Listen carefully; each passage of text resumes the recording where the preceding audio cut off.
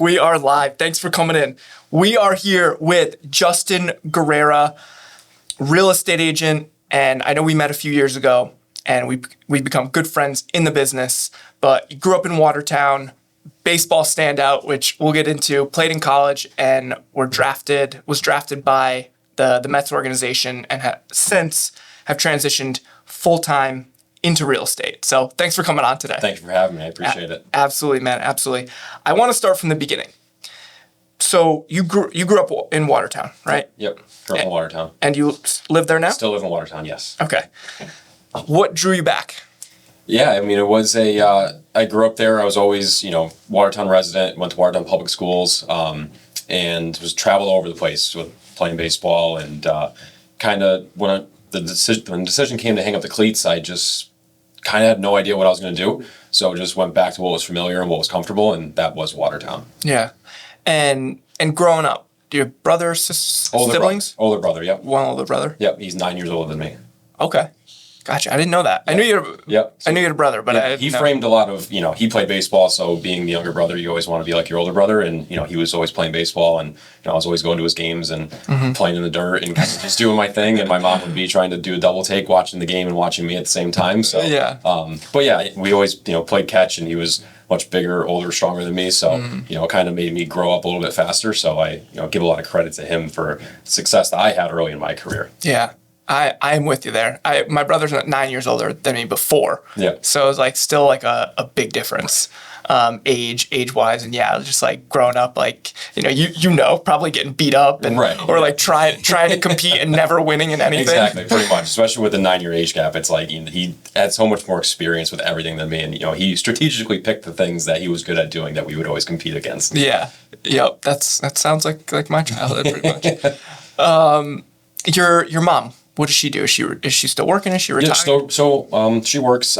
She worked for Cardiology Associates as a billing specialist in Waterbury for years, I think 25 years, and then she recently moved to Florida with my brother. So they're down there, and my brother has his wife and 2 kids, my 2 nephews, and my mom's down there, living Florida life with them. That's nice. Yeah. When did she move? About 2 years ago now. Yeah, and almost 3, I think. Yeah, and you go down and visit. Yeah, I visit usually 2 or 3 times a year. This year I've slacked a little bit getting down there, but just busy with coaching and real estate. So it's been a tough year to get down there, but I'm hoping to get down there this summer. Yeah. So grew up Watertown. Went to Watertown High School? Watertown High School. Yeah. Watertown High School. Played baseball there. What was it like? The high school, the baseball community there, how was that? Yeah, it was, there's a lot of talent that came out of Watertown. I mean, the most notable name for anybody that's, knows Watertown baseball is Rico Bronya. He played, several years of Major League Baseball from Watertown, played Mets, Red Sox, and a plethora of other teams too. So he was the most notable name that came out of Watertown, but, in recent years, myself got drafted by the Mets, Nick Mondak got drafted by the Angels. So there's been a lot of talent that has come out of Watertown. So we had good teams when I was there. We were state quarterfinals again, state semifinals, and state quarterfinals. So never could get over the hump of getting to the finals, but we always competed in our league tournaments and always in the state tournament. So we had a good program. Yeah. Did you get to a state championship? Never got to a state championship. No, unfortunately never did. But the NVL, which the North Valley League, the league that we played in, had some state champions throughout my time in high school. So the league was very competitive and very talented league. Yeah, that's fun. It's fun to win, but when you're just crushing people, right, because you just hit that time period in high school or a lot of times in high school, or sometimes you just get a really good team and they're in wrong classes. Yeah. Right. For that time period. And it's fun at the beginning, but then you're just when you never lose, those lessons, especially then, are super important to learn. Absolutely. For sure. So graduated Watertown High School and went to Fairfield? Fairfield University, yep. Okay. All 4 years? 3 years because of the draft, but got my degree from Fairfield remotely. Interesting college career. So was graduated high school in 18, went right into Fairfield University, was going to play baseball, and played my freshman year. Sophomore year was COVID, so we only played about 9 games. And then my junior year was a conference-only schedule, so we only played teams in the conference. And because of the COVID restrictions, guidelines, and based on the state you were in, only certain teams could play at certain times and stuff like that. So we ended up playing a lot of our games at home, had a full schedule, but I really only played 2 years of college baseball because then after that 2021 season, that COVID season, I got drafted. So really only had 2 years of college. So that junior season, how many games did you guys play? I think we played about 50 games because we did make it to, our conference tournament, and we made it to the regional where we went down to Texas and played in Texas. So we played almost a full 50-game schedule. Okay. I didn't know you got drafted junior year. Yeah, drafted junior year. So I didn't go my senior year. So I missed out on a lot of the fun stuff for senior year. No beach house. Didn't get to do those things. No graduation. Didn't walk or anything. But finished my degree online through Fairfield, and it was still got my full degree from Fairfield. So making the decision to, right, because you have the option, right, for those who don't know, to, if you're getting drafted, you don't have to go. You can, hey, no, I want to finish, my fourth year and I'm going to play baseball and then, hopefully get drafted again. Right. So what made you make that decision like junior year? It was a tough decision. It really was. I mean, I had a lot of conversations with the coaches and, family, friends, and especially it was an even tougher decision because I still had my sophomore year, which was COVID, where we had a limited season. They were giving eligibility back for that year. So I really had another 2 years of college if I wanted it to play baseball, which a lot of my friends and teammates did. They played until they were, 23 years old. Versus I was playing professional baseball at 21, and I made that decision just because you never know if that that opportunity is going to come again. Yeah. So I had a really standout year. For those that don't know, you have the option. If you get drafted, obviously you can go. You generally get a little bit more of a signing bonus when you get drafted, or you can get signed as a free agent. These have changed in recent years, but during my time, if you got signed as a free agent, it was about, maybe you got a plane ticket to go down to camp, and that was about it. Yeah. Versus if you got drafted, I got drafted in 20th round, was the last round. So I didn't get a whole bunch of money, but I got more money than I would have gotten if I just got signed as a free agent. Yeah. And I mean, to your point, like you don't know if that opportunity is going to come again. And so many things can happen in sports, like injuries, right? Like, or anything, or COVID, right? Which like totally change the landscape. And you can always go back and get your degree. Always can go back. And, that was what I ended up doing. The Mets paid for my last year of college, so they gave me, my full scholarship of what I was getting at Fairfield. So they paid for my whole last year, and I got a signing bonus on top of it. So it was kind of a no-brainer. The numbers made sense, and I had the opportunity to go do it. Yeah. So I was like, you know what, I can always go back and finish school whenever I so please. How was the program at Fairfield? It was awesome. I loved it. It was the best decision I ever made. Had other opportunities to go to some other schools. I'm glad I didn't end up going there because I might not have gotten the opportunity to play from the get-go, which was a big decision for me because I wanted to play my first year when I got to school. And I had to earn that opportunity. Yeah. But when I got to Fairfield, they were just coming off of 2016. They won the MAC tournament, their conference tournament. So they were coming off of a successful season. Then they had a little bit of a down season in 2017. 2017. 2018 was when I got there. They had a lot of older guys. Wasn't really a bunch of opportunity for me to fit in there yet, but there was one infield spot open, which was what I played. Yeah. And what was that? A second base. Okay. Second base spot was open.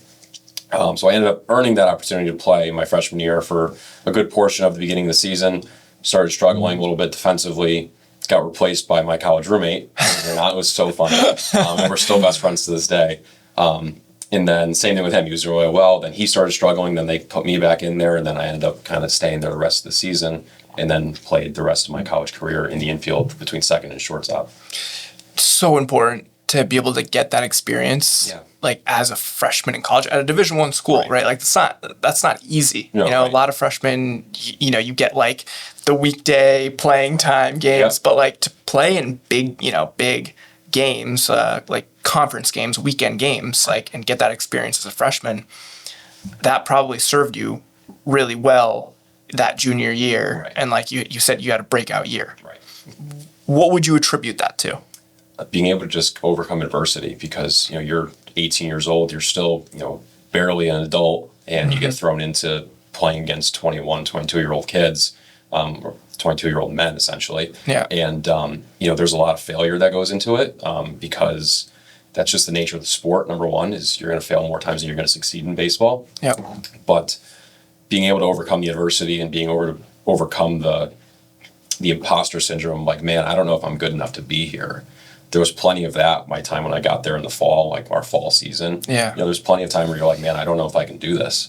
And then, you stay with it, you overcome the adversity, and you just stick with what you're good at doing. And then you have the success you have 2 years later for the breakout season. So overcoming adversity and just kind of being able to stay true to who you are and maintain some level of confidence. Yeah. Because confidence comes in waves, right? It's not something that you always have. Yep. Being able to maintain some part of it and trusting the work that you do. If you put in the work and you put the work in, the confidence comes with that. Yeah. Now, the coaching staff there. Yep. I mean, how big of a role did they play in helping you develop from like that 18-year-old kid to having a good enough year, 2 years later and getting drafted? Yeah, so my head coach is Bill Courier. This is his last year coaching. He's a veteran. He's been coaching for years since he played pro ball when he when he was done with college. He played pro ball for a couple of years, and then he's been coaching ever since. So 40, 50-year career in coaching. He was definitely influential throughout my career in playing. Just an awesome guy. You could bounce ideas off him. He's a wealth of knowledge with the game. But I attribute a lot of my success to these. At the time, he was a volunteer coach my freshman year. Didn't get paid. Was just there break into college coaching. Brian Fay, who's now going to be taking over for Bill this upcoming season. He was my infield coach, my hitting coach, and he kind of just took me under his wing and was really, really taught me a lot about the game and how to mentally be prepared for the game, because there's so much of the physical that you prepare for, and you don't prepare yourself mentally until you play every day. In high school, it's just like you get your BP, you get your ground balls, and that's kind of it. But then once you get into college, it's so much more than that, because you do start dealing with a lot more failure. You start dealing with more competition, and it gets really, really hard. So I attribute a lot of the success I had to Coach Fay, because without him, I don't know if I was in the position that I was in 2021. Yeah. I mean, once you get to that level, the Division I level, like everybody's good, right?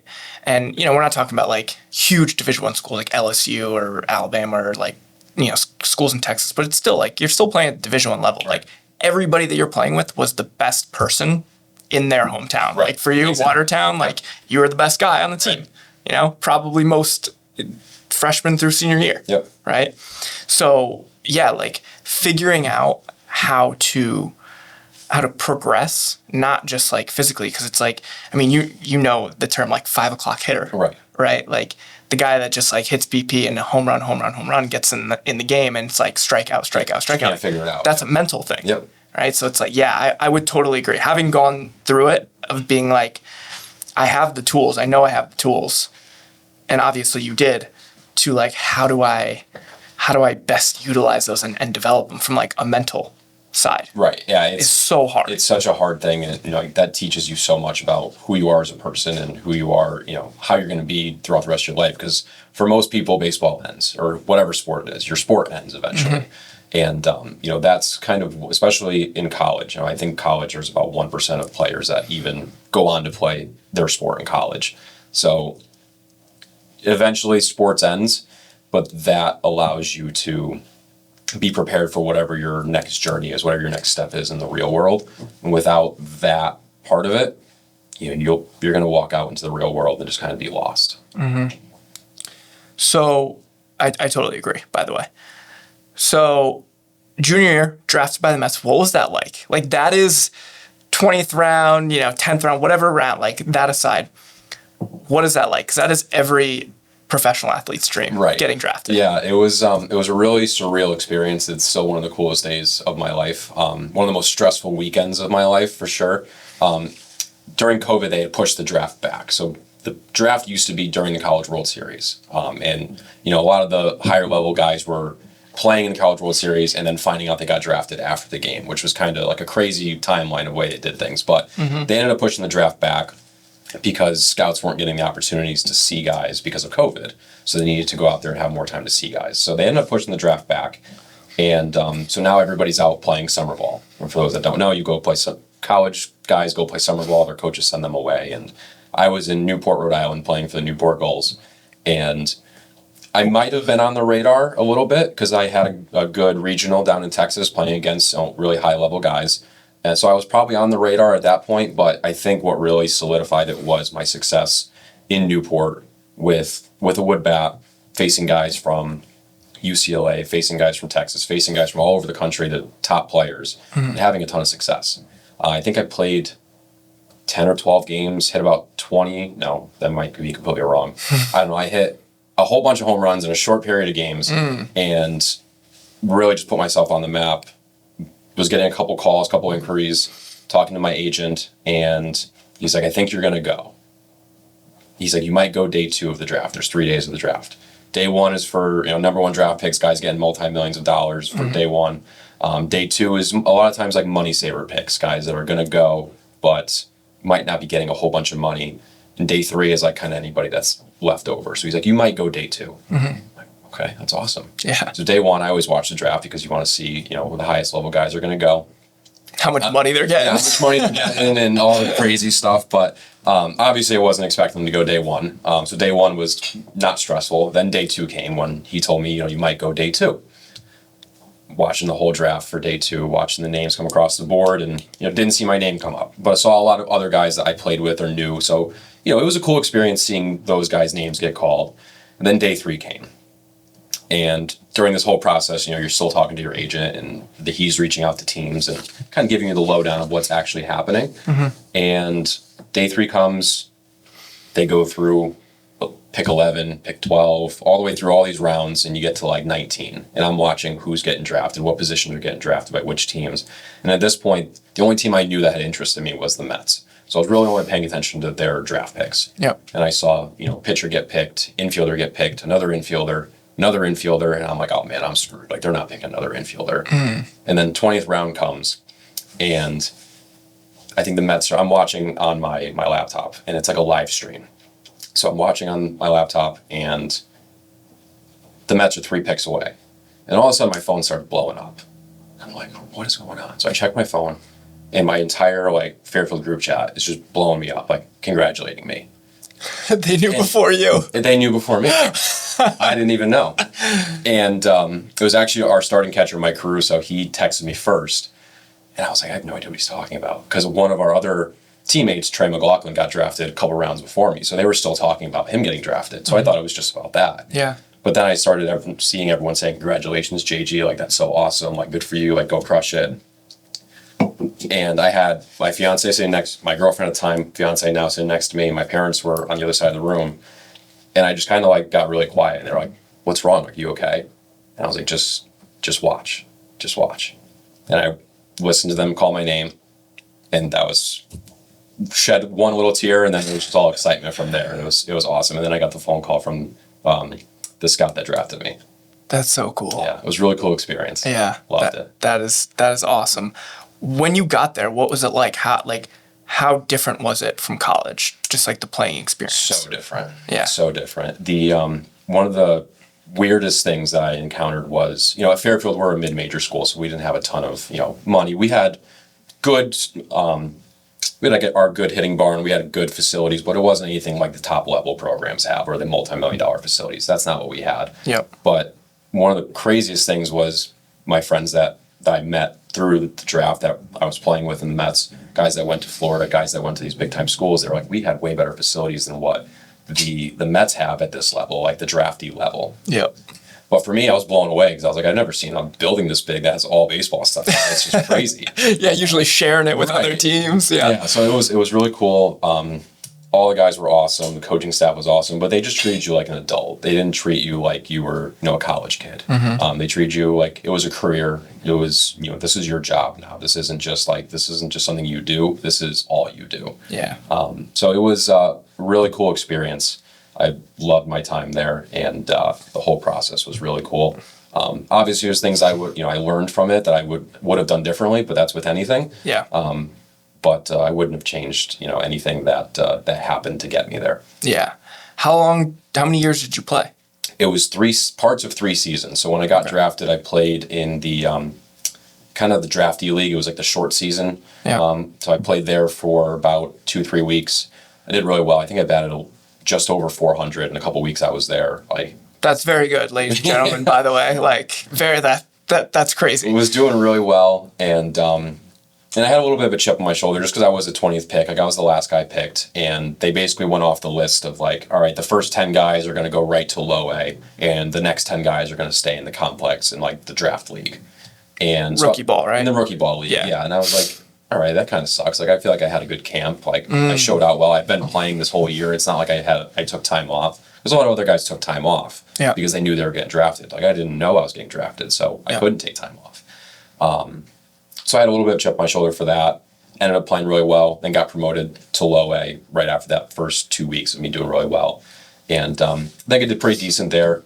I had like a mid to high 200 batting average to finish the season in low A. Also very good. Also pretty good in my first year in pro ball. Yeah. And then that winter, just got prepared for the next season. Went to spring training, had a couple spring training big league games that I filled in for. Basically, the big league guys, they don't play the full 9 innings right away because they have to build up. So in like the 6th, 7th, 8th, 9th inning, they bring the minor league guys in, and we get to experience what it's like to be a big leaguer for a little bit. So I went and played in a couple of those games, played a little bit of third, and got I think 1 or 2 at bats, no hits unfortunately. I had to fly out and walk. And then went and played my season in 2022.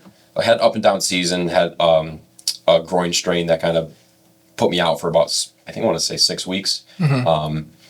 Came back, my first at bat from that injury, was batting 300 prior to the injury, which is great, feeling really great about myself. Came back from the injury, hit a home run my first at bat back, and then I don't think I got a hit for 2 weeks. Oh, so man. It was just like mentally just draining and a toll on me. And it was, you always wonder if you're going to be able to keep your job, right? So that was stressful for sure. Ended up bouncing back and then had like a good month of June and got promoted to Brooklyn, to high A Brooklyn. So I was living in Brooklyn, same thing there. First at bat got hit by a pitch, then stole second. Yeah. This is off to a great start.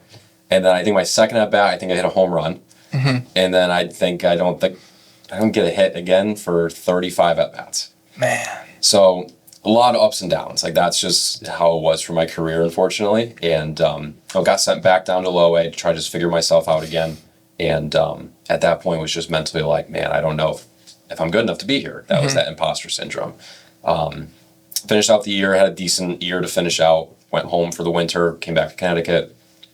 So now we're going into year 3. This is going into year 3 now. Okay, season 3, gotcha. Season 3, yeah. So I had my full season in 2022, going into 2023 for my second full season. And kind of knew I was on the brink of like, all right, I really got to show up and do something or else I don't know how much longer I'm going to be here. Yep. And did everything. I was driving to Ryan, New York for hitting lessons. I was driving to Fairfield to get work in with Fairfield for defense. I was going to my personal trainer in North Haven. So I was driving all over the place. Who was your trainer in North Haven? Ned Simmerline. Where was he out of? He was he has his own facility, NES Sports Performance. Okay. In North Haven, North Haven, Hamden line. Okay. I've been going with him since I was 16. So at this point, I was going on 8 years with him. Yep. So I was going to him, and all over the place, just doing everything I could to get prepared for the season, and got to spring training. Didn't get a ton of opportunity. Most guys were getting like probably 80 at bats during spring training. I think I might have got 20. So wasn't getting a ton of opportunity. I got put on what's called the extended spring training list, which essentially I'm not getting assigned to any affiliate. I'm staying at the complex to get extra work in, and then when there's an injury, then I would get assigned. Just so happened there was an injury the day before spring training broke.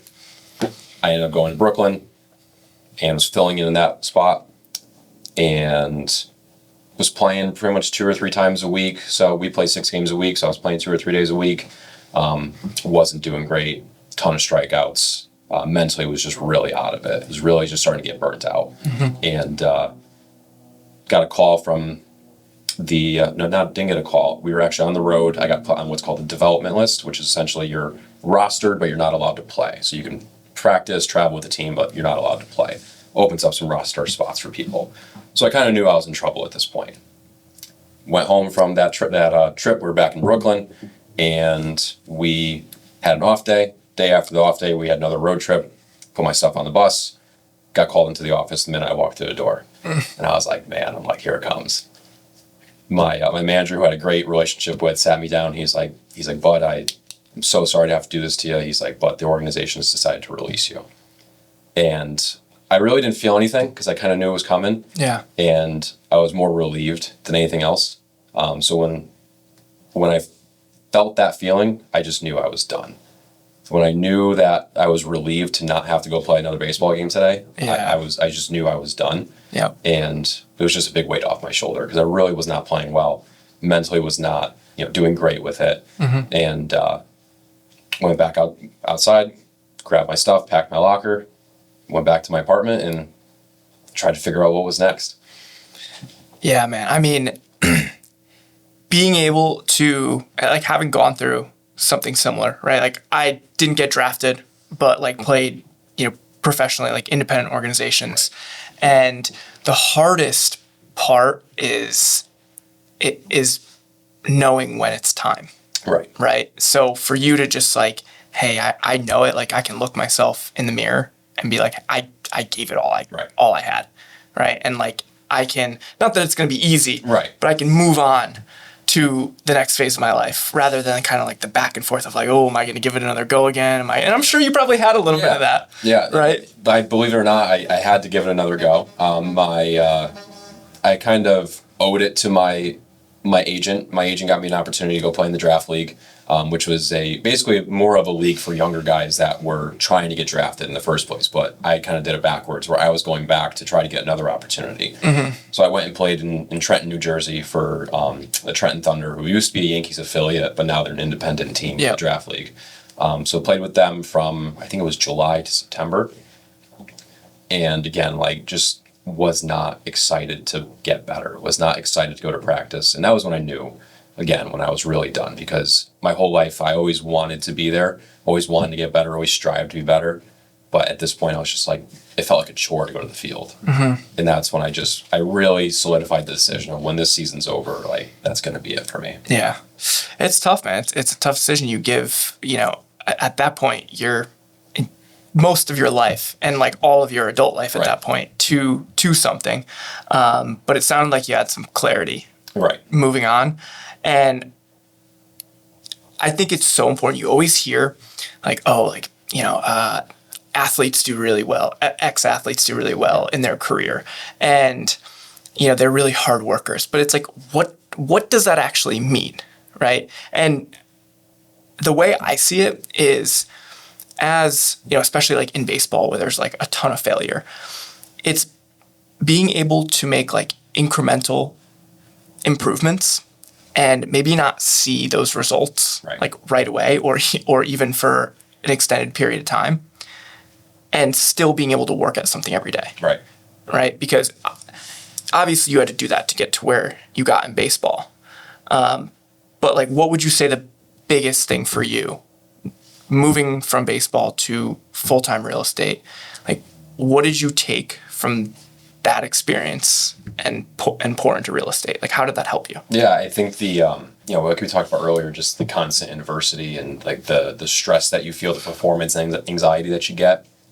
You don't get that when you're just in school. Like, I didn't get performance anxiety taking tests. I didn't get performance anxiety, walking to class. Like, I didn't get that during, I got it, it wasn't even performance anxiety. It was just like the jitters, right? Like if I would stand on the line for the anthem, and that was when I always got it. Like whenever the anthem was playing, I'm on the line, both teams are on the line, looking at the flag, and it's about to be first pitch. Like that was always my pregame jitters, was that moment. Yeah. So being able to like harness that feeling and putting it into real estate when something, there's nothing guaranteed in real estate. We're commission only. That's how we make money. There's no guaranteed salary. If you don't kill, you don't eat. That's how it is. So that's how it was, especially in college and especially in pro ball, where if you don't perform, the next guy will. And if that guy doesn't, somebody else will. Yeah. That's kind of the motto that I've been able to take into real estate, and something that really always stuck with me. And it's a little bit of a sarcastic comment that my college coach would always make. But it always stuck with me is the world needs average people too. He's like, you know what? You don't want to lift today? It's fine. The world needs average people too. You don't want to work hard today? That's fine. The world needs average people too. So I've always strived to I never want to be the average person. I always want to be something more than that. I always want to be different. Yeah. I mean, you can't be in this industry and just kind of slide by. Right. Like if you want to be full time, this is what I'm going to do Right. with my life, with my career, support myself, a family maybe in the future. Yep. Right. Like, I mean, your coach, like that line couldn't have said it any better. Right. Yeah. And it's something that I've always, stuck by, because that's how it is. You have to strive for something more. You have to want something more. And if you don't, then you got to find a place that you could just be comfortable. And if that's what you want, there's nothing wrong with that. Yeah. It's just something that I've never wanted. I like that, man. Fire me up. That's going in the memory bank right there. When I don't want to wake up at 5:30 in the morning, I'm going to be like, I remember that. So how did, hung the cleats up, done with pro ball. Yep. What made you decide to go into real estate? Like how did that transition happen? Yeah, I think, during COVID, a lot of us were stuck at home doing nothing. And I think I spent a lot of my time on TikTok, like a lot of people did. And I think my algorithm was just really good at the time. And it was a lot of like personal finance, money, and, like the motivational stuff that you see all the time. And, a lot of investment stuff popped up, and, whether that was stocks or real estate. And so I started like being interested in that kind of material at the time during COVID. So I started researching more and more into it. My brother had owned I think it was a 6 or 8 unit property. And I helped him out there a little bit. So I kind of saw a little bit of the behind the scenes of being a landlord. Was that in Connecticut? That was in Connecticut. Yep. That was in Woolkit. He still have it? No, he doesn't have it anymore. He sold it. He made a good amount of money on it. Okay. So he did well with it. Good. Then my dad owns a commercial property in Waterbury, so I saw him go through that process of purchasing it and being a tenant there himself, and also then owning the building later down the line. So I was around it a little bit, but just like entry level. Like I didn't really know a lot about it, just from what I heard from them. Yeah. But I always knew I wanted to own real estate. I always wanted to be an investor, a landlord. So I was actually giving baseball lessons to one of the agents at Regency. I was giving to his son, giving lessons to his son. And I knew he was a realtor. And when I was done playing, I was, thinking through all my thoughts. I was looking on LinkedIn. I was looking on Indeed, looking for jobs. Because I went to school for communications and marketing. So I was looking for a marketing job. Yeah. And I was applying for jobs, and I'm like, man, I can't stand this. I absolutely hate doing this. So I reached out to some people. I sat down with him. We had lunch.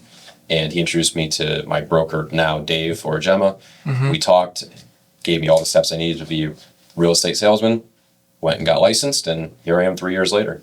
Wow. So how long did that process take? For me to get licensed, I think I started the course in August of 2023. Might be a little later, because I was done playing in September of 2023. So I think I started in October, actually, and I was licensed by December 1st. So it took me only a couple months to have that, be done playing. I'm not a person that can sit around and do nothing. So I was done playing in September. I had my conversations in October, started getting licensed end of October. And by December I was getting started. Yeah. I was ready to take the world by storm. Yeah. And now you're 2 years in? Or That was 2023. So this is going on 3 years. 3 years. December will be 3 years. Yeah. Now it's not easy, right, to get started. Right. I think a lot of people know that, but do you think your past experience in baseball helped you? I think it helped me and hurt me. Okay. How? I was so connected to baseball for so long. Yeah. I still am connected to baseball. A lot of my contacts, a lot of the people I know are through baseball. Yeah. So being a former professional, there's a lot of opportunity in baseball to stay in baseball. So when I got licensed in December, again, didn't really know much about the industry. I knew I wasn't getting paid unless I closed anything, but didn't realize how hard it was going to be to close deals when you first start. How long did it take you to close your first deal? I got handheld through my first deal. I did an open house with an agent, and then he was nice enough to split the first deal with me, and it was a $650,000 purchase. Okay. So he split that with me out of the gracious of his heart. And so that was when I got my first taste of getting a decent paycheck. And then I just kind of rolled through a bunch of rentals for a lot of my first year. And once the spring came around, there was an opportunity to coach at Watertown High School as the head coach there. So it was something I always wanted to do, even when I was in high school. It was something one day I want to go this route and coach high school baseball. I I applied for the job and ended up getting it. Not a full-time job by any means. It's just a spring job where, you coach the kids and get them prepared and kind of just guide them through this process and be their coach. So I got that job in the spring, loved it. Didn't realize how much I was going to like coaching. So then I'm 3 or 4 months into real estate, really not making any money, wondering if I made a mistake. Like, man, should I have just stayed in baseball? Like, that's what I know. That's what I'm comfortable doing. Yeah. Went through that spring coaching, and I was like, you know what? I got to give it at least a year. I can't just quit on this. Thought back to World Needs Average People too, right? It's like, I don't want to be just somebody that stayed in baseball forever. I think I owe it to myself to try something different. Committed to giving real estate a full year. And then my first year, I closed a little bit over $3 million in sales, which not a huge number, but for my first year, not knowing the industry, I was pretty proud of it. Yeah. So had a great Q3 and a great Q4 and had a bunch of stuff lined up for Q1 of the following year. And then did over just about $10 million in sales year 2. Yeah. Big year. Big year. Going from 3 to 10. I mean, from 3 to almost quitting to a 10-year and being fully committed to it. Yeah, it was a big jump, and it was just really a mindset shift. And that's all it was. When you say mindset shift, tell me a little bit more about that. It was baseball was still pulling me, right? Yeah. I just left it, and I was still burnt out from it. But I had never gone into a spring not playing baseball. So this was my first spring not having anything to do with baseball. So when spring came, the weather got warmer. The second year. This was right after I got licensed in December. This was 2024. So this was spring of 2024. Never had been away from baseball in a spring before. So the weather was getting nicer, and baseball's on TV, and I'm like, man, I missed that a lot. So coaching was able to fill the void for me of that, kept me in the game. But when I made the commitment of, no, I'm going to give it a full year, I'm going to give everything I have to real estate for 1 year, and if it's not going to work out for me, or if I'm not seeing the results I want to see, then I'll make an adjustment from there. But I had the success that I had, and then found a balance between the two, where it wasn't like I had to be full-time coaching or commit all my energy every day in the spring to baseball. There's a fine balance of how can I make baseball work for my real estate career. That was when I started getting more into the networking and being I don't want to say a town rep. I don't represent the town in any way, formally. But you do, though. I do in a way where I'm, the baseball coach, and that has weight to it, where I'm, going around the state playing other schools, and people know that I'm the former baseball or former professional baseball player that's now a coach. The next follow-up question is always, what do you do for work? Yeah. And I do real estate full time. Yeah. And that's where some conversations and deals and referrals have come from. So I've been able to utilize that in my real estate career instead of seeing them as two separate things, finding a way to blend them together. So there's the mindset. Going from 3 million, which first year in the business, right? Not knowing anything, right? That's not bad at all. Right. Right. But going from 3 to 10 million, it was so you're saying just using the network, using your baseball network and tapping into that to do more business and well over 2x, 3x your business in 12 months. Right. It was just that, being able to take that sphere that I have of baseball and blend it into real estate, because, your real estate is just who you know and who you're willing to meet.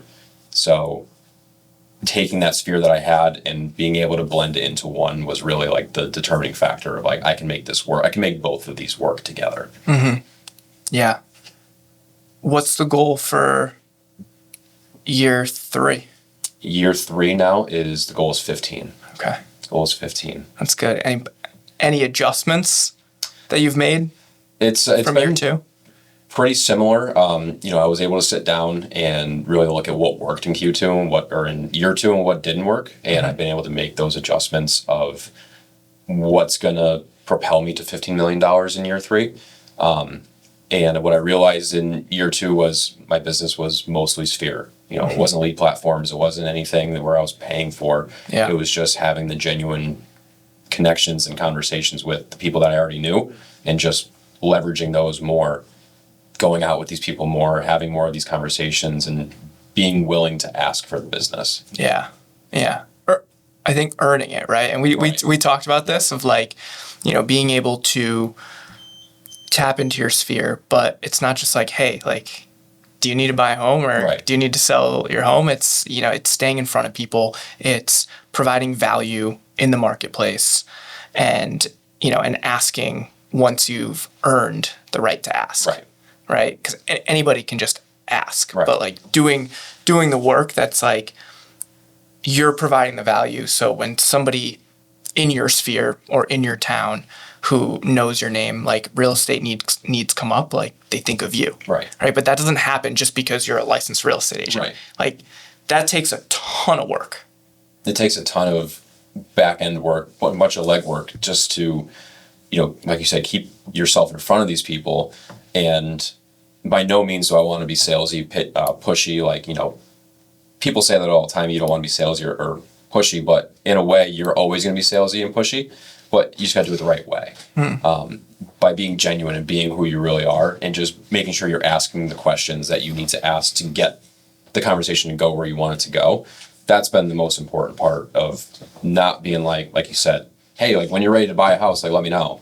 That's just not the way to go about it. It's having the genuine connection to when that person thinks of real estate, I'm the only person they think about. Yeah. Or if they see somebody else, they might see another agent in my town that does a lot of business, but they're like, oh, he does a lot of business. He's like, but, I know Justin does a lot of business too, so I should call Justin. Mm-hmm. So it's not just the volume that, what an agent sells, it's the connection that you have with your sphere. So two full years in the business, going on the third year. In today's market, right? I'll start with buyers. We'll move to, listing and sellers. But the buyers that are winning deals in this market, aka getting offers accepted and, moving into their new home versus the ones that are not. What is separating them? The ones that are winning deals, the ones that are closing and getting into their house, are the ones that are prepared, and the ones that know the process from start to finish and are educated on it.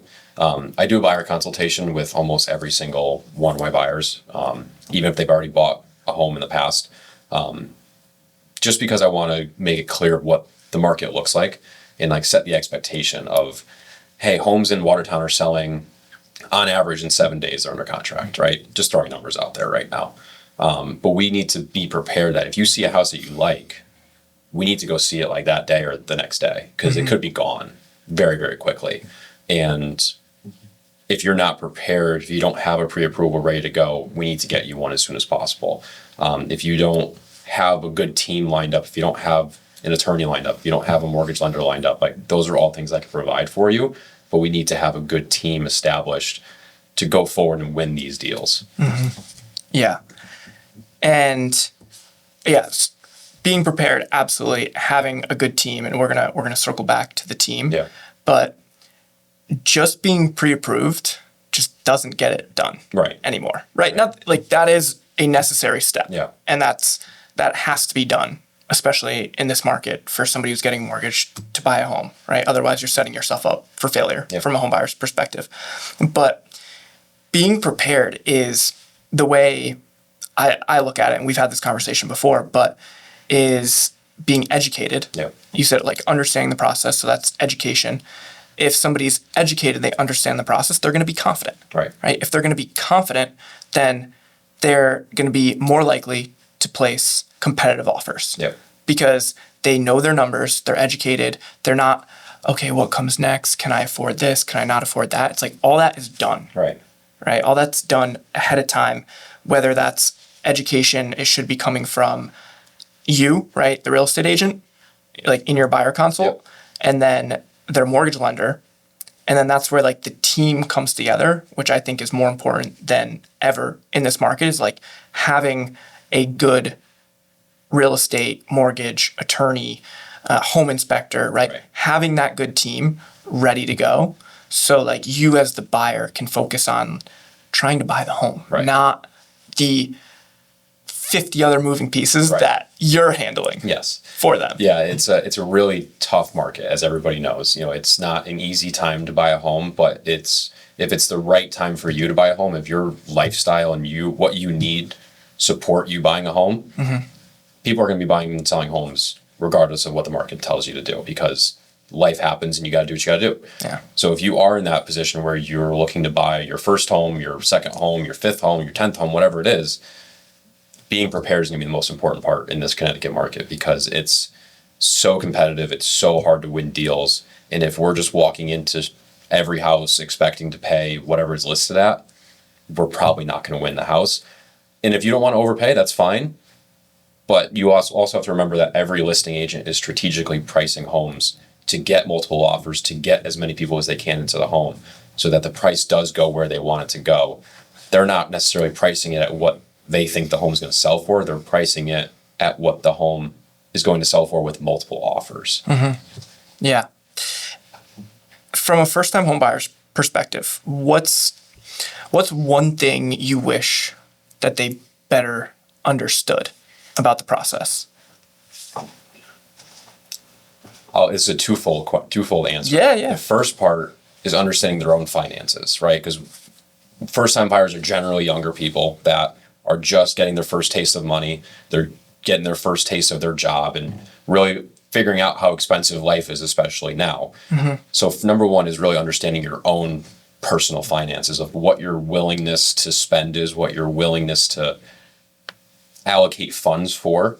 If you're getting help from family, if you're not getting help from family, if you have a spouse that's going to be living with you, or even a friend that you're buying the house with, understanding that dynamic before you actually go shop is important, because if not, you're just window shopping houses with no expectation of actually buying anything.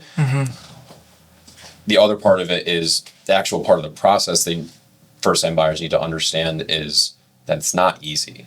You're not going to win your first house. Very unlikely you're going to win your first house. And a lot of that is just because you have to get your feet wet. And you might not believe me, or that you might not believe your mortgage lender right away when we tell you, hey, you're going to have to pay more for this house if you want to be competitive. People don't realize that until they've already lost once or twice or 5 times. That's when reality really settles in. So it goes back to that preparation stage of, I, as your agent, want to prepare you for what you're going to be going through in this process, because it's natural. You're buying a house for you to live in is a very emotional and financial decision. If you're buying an investment, it's not so much an emotional decision, more just if the numbers work, the numbers work. Yeah. But when you're buying a house for you to live in, that you see your family being in, or your future family being in, it's very emotional. You get emotionally attached to something, and if you're not prepared to go all in to win that house, you're probably not going to get it. Yeah. So to sum it up, right? Preparation. Yeah. Key, right? And there's multiple components to that, and a good team, a good real estate agent will have a good team to be able to help support you and guide you through that. But then you mentioned it, learning curve, especially for first-time home buyers, and honestly, not just first-time home buyers. It's everybody. It's people that there's a lot of market share right now where you have the boomers, right? Where their kids are off to college, they're buying their first homes, they're moving out, and they have this big empty house, and they haven't bought a home in 20 years, and it's obviously much different. So to sum it up, the preparation piece and the learning curve. Right. And I sometimes, first-time home buyers, or just home buyers in general, they kind of have to go through that learning curve of, hey, I love this house. You made an offer, not accepted. Next one, same thing, and then they start to get it, right? And I think they'll much more appreciate the guidance and the education that they got up front once they understand that learning curve. But our job, right, as mortgage and real estate professionals, how do we cut that learning curve? Right. How do we shorten it where it might only take one house for you to learn that versus 10 houses for you to learn that? Yeah. And the best way to learn is not by somebody telling you, it's by you going through it yourself and failing. So it's part of the process. It's a necessary part of the process that you go and don't get offers accepted. Yeah. But like you said, how do we shorten that window where we're not losing 5, 10, 15 houses? We might lose 1 or 2 instead. Yeah. Yeah. How do we shorten the heartbreak? Essentially. Yeah, very, very well put. I had a situation recently, and this reminded me of it. And I actually put up a post on social media, and I had I'll keep it brief, but these clients that came to me about a month ago, and they had been shopping previously for a year, like they were pre-approved with like some bank, I don't know, and they were working with a part-time real estate agent, and they were shopping for a year, not like casually, right? Like Aggressively shopping. they were placing offers. I don't know exactly how many it was. Like I wasn't involved during that time period, but like we're not talking like 2-3 offers, talking like 10 offers, and like couldn't get anything. And they ended up taking a break and got connected with like another like full-time agent in the business who referred them to us here at AFC. And so we went through like our normal process, educated them, and 2 weeks later or 3 weeks later, they had an offer accepted. Right. And it was just about like some of the things on the education side that I was like asking them. They were looking at me like I had 5 heads. Like a term they've never heard. Yeah, they're like, yeah. What are you talking about? What does that mean? Right. And it just goes to show that, like we were talking about it, the team you have in place, it can mean the difference between a year of struggle and not being able to make anything happen and, a month or a couple months or even, 3 months versus a year. And the way I look at it is like homes appreciate, right? Right. In Connecticut, like that's not really going anywhere. Right.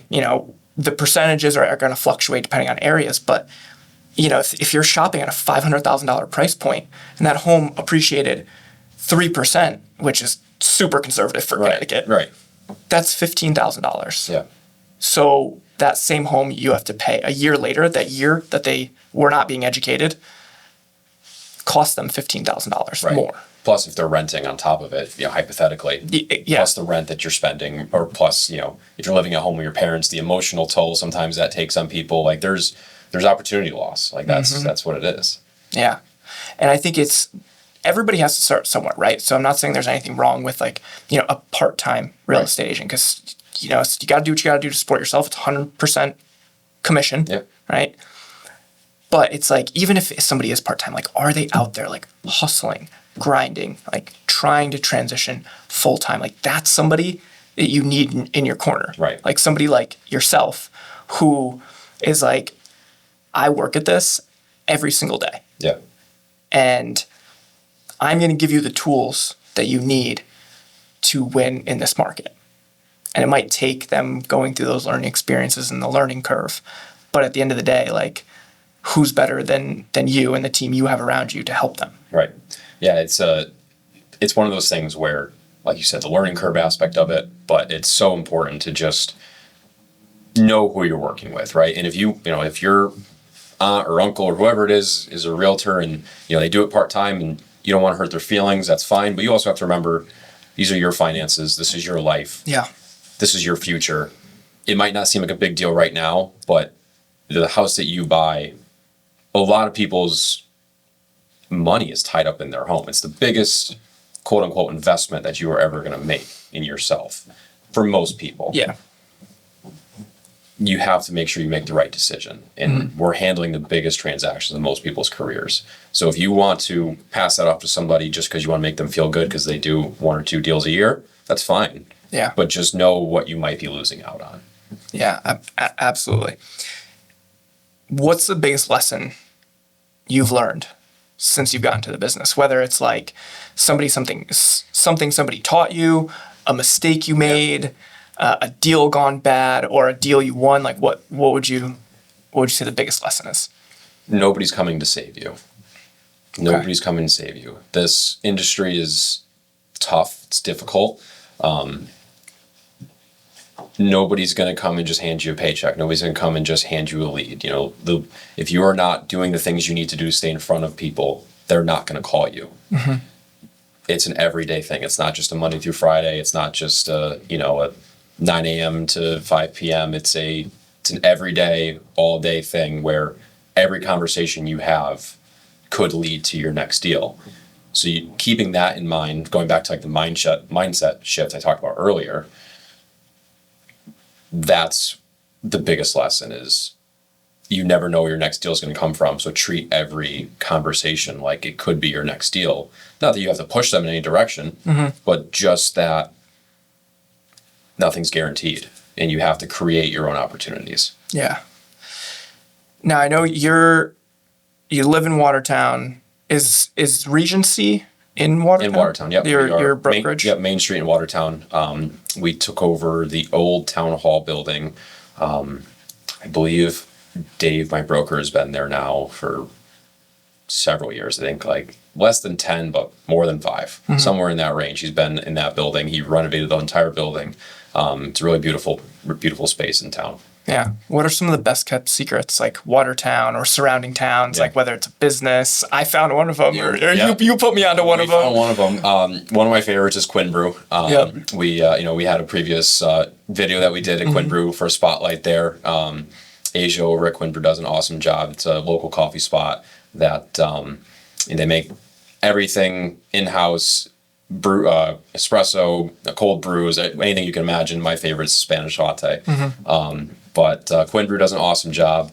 Martino's Pizza, Tom DeMatteis does an awesome job with pizza in town. He's a big community guy, really gives back to the community a lot, supports sports programs, supports the theater program, supports anything that you want supported in town. He's going to be the guy that supports it. Who was that? It's Tom DeMatteis from Martino's. And Martino's Pizza. Okay. Martino's Pizza. They do an awesome job there. And then spot that I find myself in all the time is Ojo's. It's kind of like a dive bar or sports bar in town. A lot of the sports coaches and just a lot of people from town that have been involved in sports go to Ojo's. And Joe Rowe is an awesome guy. He supports a lot of things in town. He sponsors softball teams, baseball teams, and really gives back to the community. So those are, there's plenty of other ones out there too, but those are some of the big 3 that I find myself at a lot. Yeah. I love it. I'm going to have to try out. I know one of them. I've been there, but I'm going to try the other ones. Try out the other ones. Yeah. Give it a shot. They're awesome people there. Yeah. So staying on the topic of Watertown, the local market, Litchfield County, we'll call it. I feel like a lot of buyers or sellers see these headlines that come out in the news and don't necessarily realize that a lot of it is national news, right? And real estate is hyper-local, meaning just compare the Connecticut market to the Florida market. Total opposites. So what are you seeing right now in Watertown, Litchfield County, as far as the market? We'll start with buyers and then we'll move to sellers. Yeah, the Litchfield County market, it's an interesting market. Homes are definitely selling fast. They're not on the market for very long. Multiple offers coming in on virtually every single house that's priced correctly. They go fast. So if you're not prepared as a buyer to go in and be aggressive on a home, you're very likely not going to win your offer. Yeah. Litchfield County as a whole, it's seeing a lot of residuals from Hartford County. Hartford County is one of the most fastest growing markets in the United States right now. Unbelievable amount of buyers in the market, not a lot of inventory, homes selling for drastically over list price. So a lot of people are kind of getting tired of that market where they're tired of losing every offer they put in and not even be able to compete because there's a lot of cash and there's a lot of unique programs that people are utilizing to win offers in that market. Yeah. Litchfield is still similar to that, but not as aggressive. You don't have to be as aggressive. There's still some homes that will sit on the market. Homes that are priced maybe incorrectly, a little bit higher, will sit a little bit with a price reduction, and then they will sell. Yeah. So from a buyer perspective, depending on where you are for work, I mean, Watertown is an awesome place to live. It really is. There's easy access to Route 8, a couple minutes away in Waterbury. Easy access to 84. You can get, east, west, you can get anywhere you need to be, north, south, pretty quickly. A lot of people know Waterbury from the Mixmaster, the disastrous Mixmaster project that they've been working on for years and years, and it's just a cross of every major highway in Connecticut. So it's an awesome place. You're not in Waterbury in a city. You're in a small, suburban town that has a happening Main Street, but you leave Main Street and you have your own peace, quiet, nice neighborhoods. Yeah. So there's a lot of opportunity in Litchfield, especially in Watertown, but you have to be prepared to enter that market, just like you have to be in any Connecticut market right now. Yeah, absolutely. And I think for buyers expanding their home search, right. I guess you might be able to tell me, like, are you talking to buyers about kind of expanding their area? Yeah, I actually just sent a text to a couple people last night that have been quiet just because there's not a lot happening, especially in upper Litchfield County, like Winstead, Torrington, or even, out in Kent area, there's not a lot of homes going for sale there. A lot of people plant the roots there and don't really leave in upper Litchfield County. Yep. So if somebody that's like, I want to be in this area, it's very difficult to get into that area just because people aren't leaving that area. So you have to migrate a little bit south, maybe look into like a more of a Thomaston, Watertown area. Middlebury, same thing. A lot of people love to be in Middlebury. Homes don't go for sale in Middlebury very often. People like to plant their roots in Middlebury, Southbury. So when properties do go for sale in that area, they go very, very fast. And they're generally pretty expensive for the price points that we work with in Litchfield County. So I just had a conversation with a few people last night. We're like, hey, is there an option for you to, expand a little bit? Is your job flexible as far as the drive length that you want to have to your job? Yeah. Are you planning on staying in your job long term? These are all things to consider because you have to find opportunity where opportunity is in this market. And if you find opportunity for a property that you weren't really expecting to live in that town, but it might have great schools, it might be close enough to work, and it might be a place that you fall in love with, you just gotta be open-minded about it. Yeah, I think it's important for a lot of younger buyers. You buy the starter home, right? And I mean, you're doing this, right? You bought a condo, which not all condos are starter homes, right? But you buy a starter home, you own it for however long that works for your lifestyle. You're going to build up equity, and then you're going to be able to transfer that equity, right? And you're going to be in a different financial position 3, 5, probably not 3 years, but like 5, 6, 7 years down the line. And then you can buy that dream home because you're going to be in a position with more leverage because you're going to have had an asset appreciating for a longer period of time. So I think if that's one thing younger people could understand of like, hey, I'm starter home, and then we'll move into the dream home. You unfortunately need to lose the idea of you're going to buy one house and live in one house your entire life. Unless you are going to, if people are going to help you, whether your parents help you or maybe you've been left some money to do it, that's awesome. But for, the average buyer, it's very difficult to buy the house you're going to be in for your entire life. You do have to kind of do it in stages. Just because a starter home now is what a lot of people were paying for their forever home years ago. Years ago. Yeah. Years ago. So it's a very tough thing for people to come to realize that they need to buy a home that they didn't expect to buy, a smaller home that might need more work. But it's a stepping stone. You put a little bit of sweat equity into the property by fixing it a little bit. That's going to be the best way to go because unless you're sitting on cash, it's very difficult in this market to get to the home that you had always dreamed of right away. Yeah, totally agree. And on the listing side of things, sellers, what is that looking like in this same area? And then one question on top of that is homes are still selling. It's still competitive. Homes are selling quickly if they're priced appropriately. And you can touch on like if it's like this in Watertown and surrounding areas, but how are you dealing with sellers that, had family or friends that sold a home 2 years ago when the market was even crazier in terms of appreciation and what their homes are selling for versus now? I think in the market that I serve in Litchfield and, even like a lot of New Haven, there's a lot of the sellers are not necessarily apprehensive to sell by any means. If they have a need to move, they will move. Yeah. The problem that we see is a lot of people can't give up these 2 and 3% rates that they got during COVID to jump into their next home. That's where the lack of inventory comes, in my opinion. But the sellers that had people that sold 2 years ago that got top dollar for their home, record-breaking numbers for their home, we're kind of still in that market where homes are, if they're priced correctly, are selling. If homes are not priced correctly, they sit. Then you have to do a reduction. And what does everybody think the minute there's a reduction? What's wrong with the house, right? That's what you want to avoid. Number one thing you want to avoid. And I talked about it earlier where listing agents want to price the home at a number that gets as many people in as possible, because buyers are desperate. Plain and simple. Buyers are desperate to get into homes, willing to pay top dollar to get into your house. If you price it appropriately, that you get people into the home, you're going to get multiple offers. And that's what I tell a lot of people that are, maybe they are apprehensive. Like, I don't know if now is the best time. 2 years ago was probably the best time. I can get you the same results that you would have got 2 years ago. You just have to trust me on the price. Yeah. Because what you think your home is going to sell for is probably what it's going to sell for, but that's not what we're going to list it at. We have to be realistic with what we list it at, because think of it as Facebook Marketplace.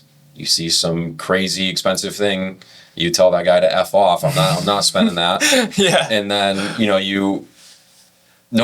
you don't buy it. Nobody buys it. And then it sits, and you reduce it. And then eventually somebody buys it for less than what you listed it at. Yeah. You're way better off going in at slightly less than what you're expecting, getting a bunch of people in there, and selling the house. Because nobody tells you have to accept any of the offers. Yeah. If you don't like any of the offers, you don't have to accept them. Yeah. I feel like it's a hard thing for sellers to accept sometimes, though. Like, based on the conversations like I have with people in the business, that's kind of a common theme with sellers. And like, that's a big thing to overcome when selling a home, because of the past, 2-3 years, and like what the market has looked like. How the principles are the same of like listing a home. Correct me if I'm wrong. You're the real estate agent on the mortgage side, but the principles are the same. But the strategy and like the hyper local strategy today versus 2 to 3 years ago, probably a little bit different. Yeah, it's a different time. It really is. But at the end of the day, we still have a lack of inventory. Yeah. We still have more buyers than we do sellers. More buyers than there are inventory.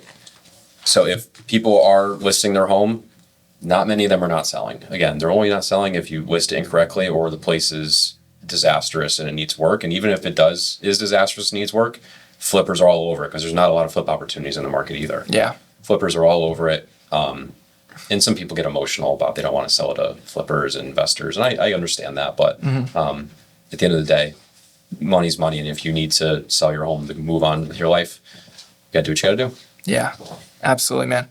What does a great real estate agent do that a client never sees or never really knows about?